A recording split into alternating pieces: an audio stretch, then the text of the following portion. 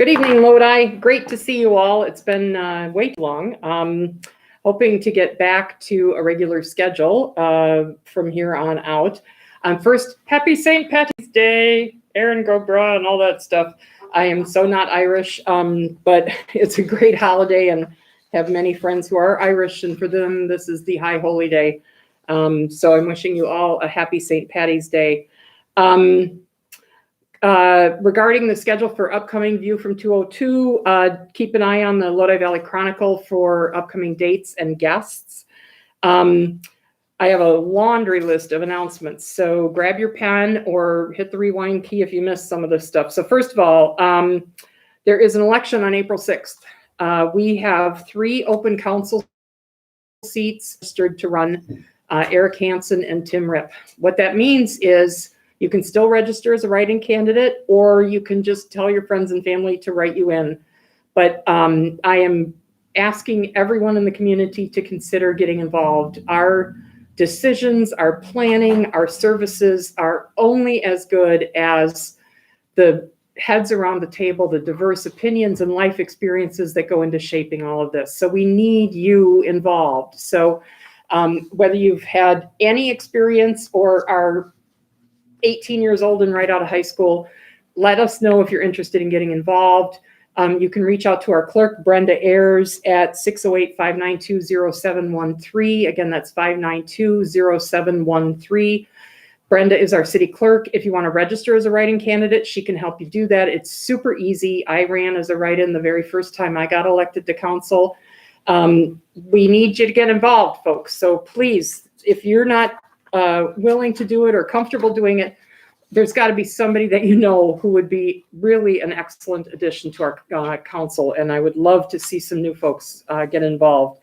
And I'm very grateful to Eric Hansen, who's running for his 3rd term, and to Tim Ripp for stepping up. He's running for the first time, so I'm excited to welcome them in April after the election. So don't forget, election on April 6th. Voting information is on the city website. Masks and vaccinations. So numbers in the city have been going, or in the state have been going down, which is fantastic news, but we can't let our guard down. The variants, there are a couple of variants that have already been identified in the state. We need to be vigilant and we need to keep wearing these. So keep masks on. This isn't political, folks, it's science. And if you care about yourself and you care about others and the folks you come in contact with, put a freaking mask on. It's a minor inconvenience to keep people healthy and safe. Oh, Blaze, the camera's dying. Or falling down.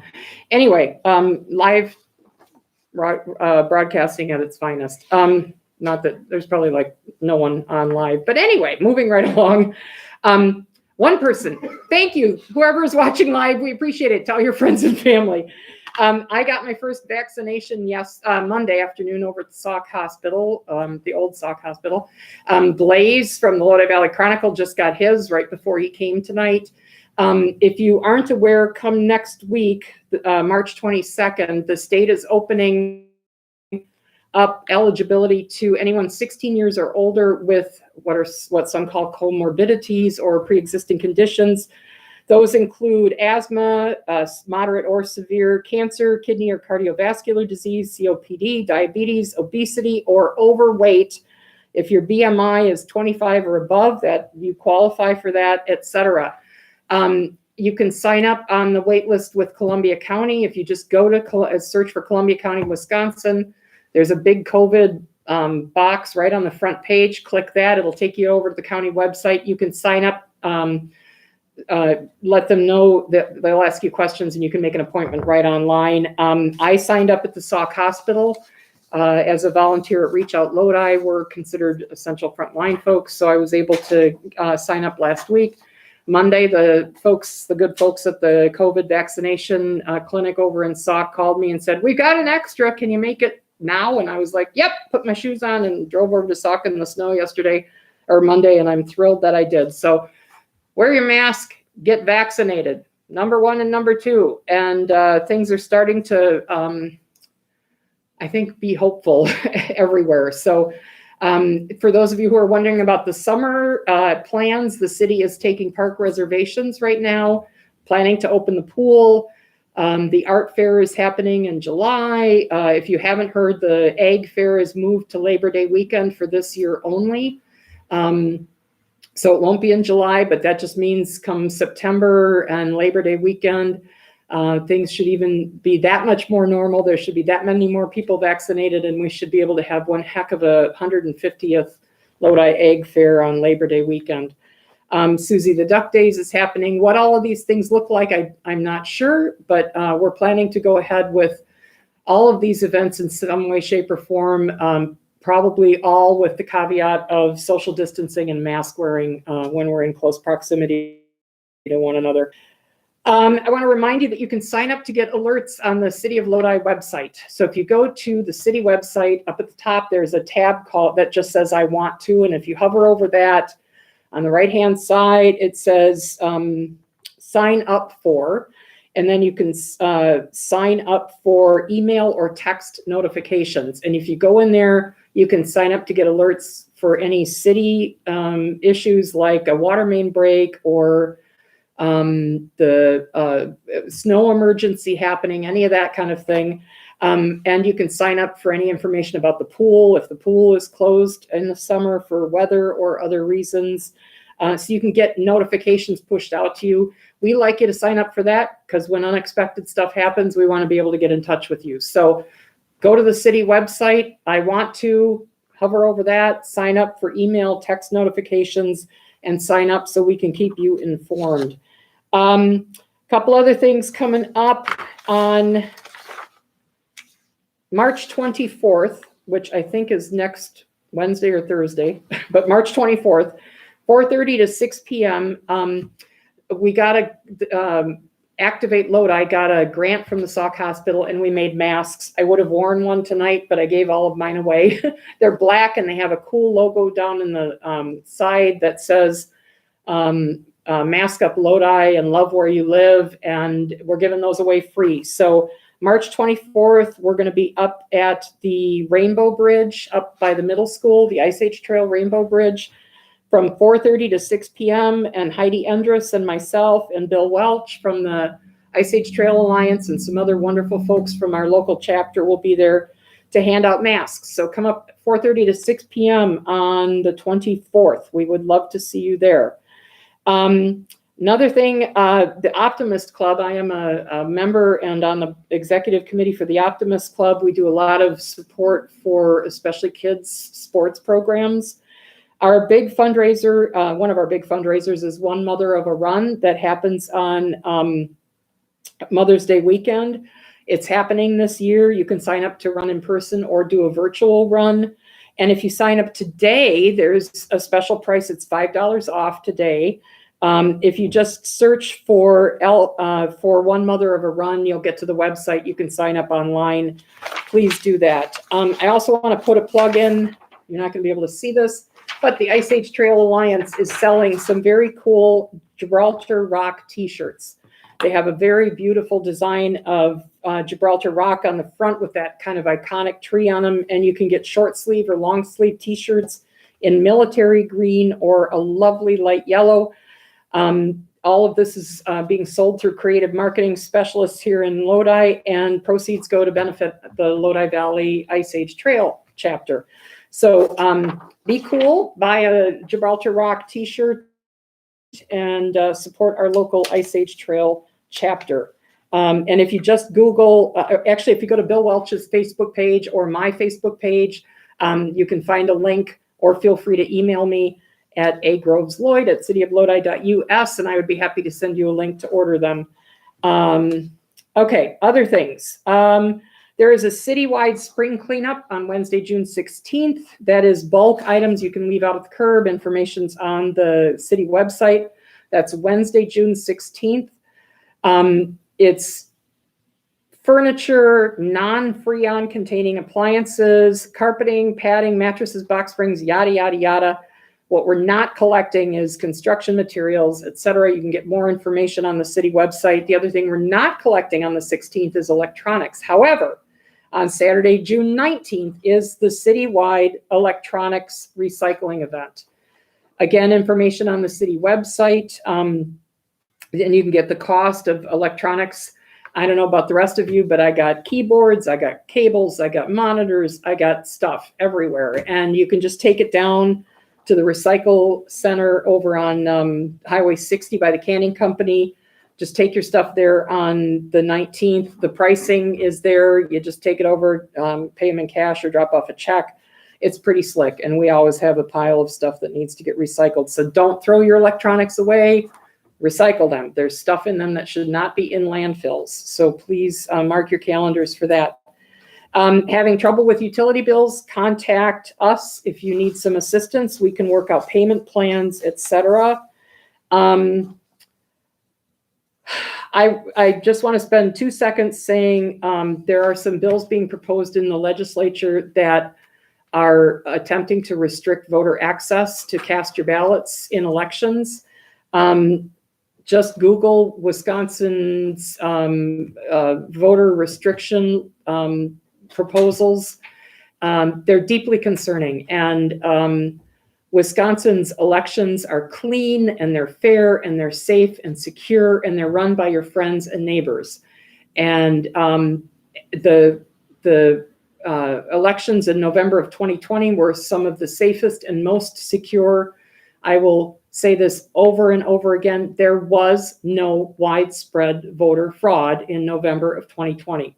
However, some folks are using the lies and misinformation that they are spreading constantly to use that as an excuse to try to restrict access at the ballot box. It's unacceptable. Wisconsin has for years had a reputation as a clean government and clean state. And our elections are, we can all feel safe and very proud of the work our election workers, poll workers do, and their volunteers. And we should all be outraged that they're trying. One of our few guaranteed rights living in a republic democracy is that we get to vote. And in this in my humble opinion, we should be casting the net as widely as possible to make it as easy and safe and secure, but as easy as possible for people to cast their ballots. Having elections on a Tuesday, which is a work day, having our polls only open certain hours makes it next to impossible for people to vote on that day. I am in favor of a national holiday to vote. I am in favor of voting not just on one day, but for voting many, many weeks before. One of the proposals will limit our ability to vote as absentee, which we all know in a pandemic became a critical issue. My husband and I both voted absentee in the two major elections last year. We don't want that access to be restricted. So stay on top of it. And remember, our elected representatives, and for those of us in the city, it's John Plummer is our assembly rep. Joan Ballwig is our state senator. They work for us. We pay their salaries. You should reach out to them and talk to them about issues you're concerned about. They will be hearing from me about voter rights and voter access. And I will be letting them know how un-American I think it is to be proposing ways to restrict people's ability to cast their votes. It's a fundamental process in our democracy, and it is nothing short of undemocratic, with a little d, undemocratic, to be proposing many of these election law changes. And it's disgusting to use lies perpetuated last fall as an excuse to do this. On a happier note, the president signed the American Rescue Plan last week. And a lot of folks have been outspoken about using some statistics about what a small percentage of this bill, this act, this $1.9 trillion bill, about the small percentage that's going for direct COVID relief. This bill is a holistic bill. And while only a small percentage of it is going toward direct vaccination clinics and getting vaccines in the arms of people, and a small percentage is going to checks in our bank accounts, and we got our stimulus amounts today in our checking account, which is greatly appreciated. And we're going to help stimulate the economy with that money, as it should be. But there is so much more in this bill. There is, and things that our community will benefit on. benefit from. One is additional funding for LIHEAP, which is the Low Income Home Energy Assistance Program, which helps people who are financially unable to pay their utility bills. There's money in there for that.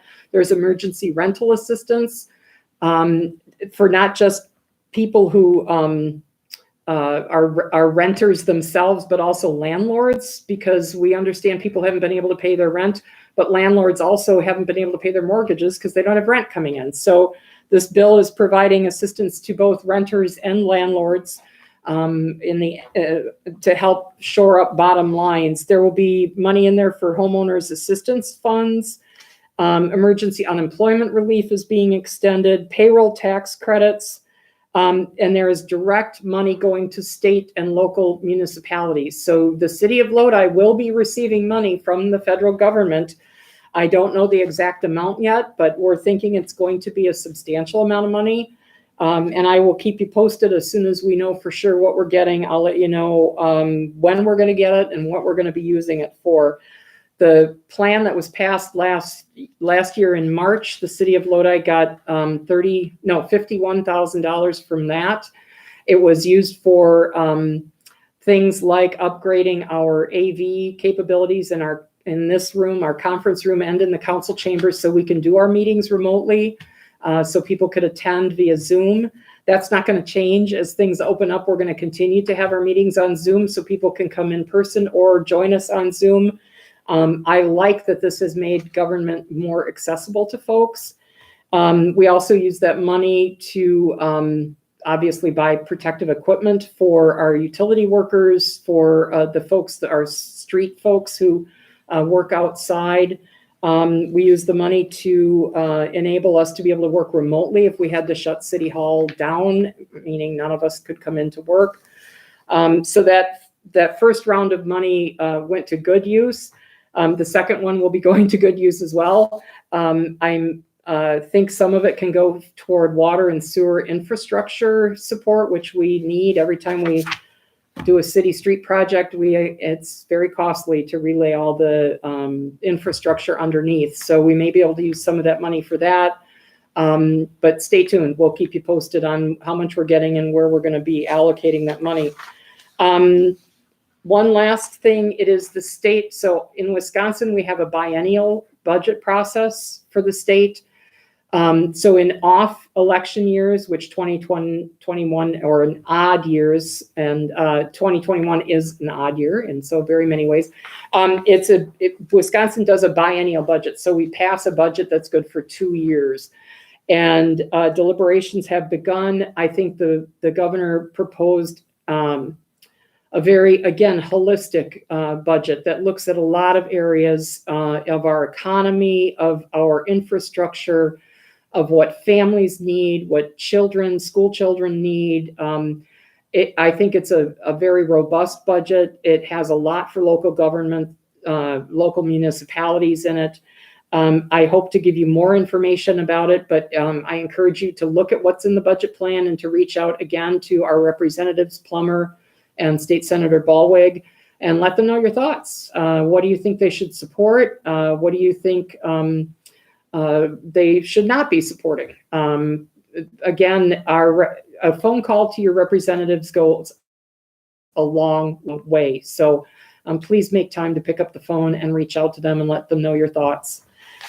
Okay, so that was quite the laundry list of stuff, and I'm sure you're tired of hearing from me. So tonight, I am very excited to have a wonderful person, Brady Steigoff, with me. Brady, you want to come over? So Brady works for Focus on Energy and another nonprofit that works with Focus on Energy. Is that right? Yep. Okay. We work with Focus on Energy. So for those of you who don't know, Lodi has been part of a pilot project called the Save to Give program. We applied for this program last fall and were accepted. And so in the fall, we had an advisory committee that helped us select the nonprofits that would benefit from the Save to Give program. And I have had the great pleasure of working with Brady these last few months on all things Save to Give, which has been a blast. And I'm delighted that he was able to come. If you'll recall, we did recorded a Zoom chat between Brady and myself earlier in the year, but Brady got sprung. He was able to come visit me in person tonight. So I'm very excited to have him here. We're nearing the end of the first pilot campaign, and I think it ends this Monday. This Monday, yep. So March 22nd. Excellent. So Brady, why don't you tell us a little bit about the Save to Give Challenge? And if you want to look, folks, on the city website, if you go to agendas and go to the Common Council agenda from last, there is a fabulous PowerPoint that Brady put together that will walk you through the Save to Give Challenge. But I'm going to ask Brady to just kind of give us an overview and an update, and then we're going to talk about, if you haven't enrolled, your next opportunity to get involved and why you should. So Brady, you want to kick it off a little bit? Absolutely. Thanks, Mayor Ann. We've loved working with the community of Lodi. I think that there's a lot of community pride in Lodi, and this program fits in perfectly with that. So it's called the Save to Give Challenge. The idea is that we teach you low to no cost behaviors so that you can save energy on your bills. There are things like turning off your lights and unplugging things from the wall that are drawing power even when they're not on. So new behavior tips that we can teach you that add up and save you on your bills. And then the second part of it is that we will give on your behalf to nonprofits that you care about in the community. So as Mayor Ann said, there's 3 of them. Reach Out Lodi, Prairie Valley Resale Store, and the Lodi Parent Teacher Organization. So you select a charity that you want to support, and then every time you record what you're doing to save energy in the 8 weeks of a campaign, we'll donate on your behalf to those organizations. So it's super easy to sign up. That's what we've tried to make it. So our next campaign will be on June 14th, but you can sign up now to catch the tail end of the winter campaign. You sign up on Lodi Utilities website, so myaccount.lodiutilities.org. Use your utility bill to register. You can call the Lodi Utilities to get that information, or email them to get your account number to register. But once you're in, it's super easy. You'll see your energy use. So right where we're teaching you ways to save, you'll be able to view your actual energy use. And Mayor Ann, I think that the new meters that you'll all have will be able to show you daily use. Yes. Or more granular, so you'll be able to see exact savings right on your bills. Then we've got the energy actions there. Just by signing up, you can earn 10 donation points for the charity that you're supporting. It's about $18 in the community of Lodi just by signing up. So really easy way to support nonprofits. And then there's other fun activities that you can do, like turning off your lights will earn you 1 point, ordering a free energy saving pack from Focus on Energy, which has things like light bulbs, power strips, or low flow shower heads. Will save you money on your bills and can also earn some dollars for your nonprofit.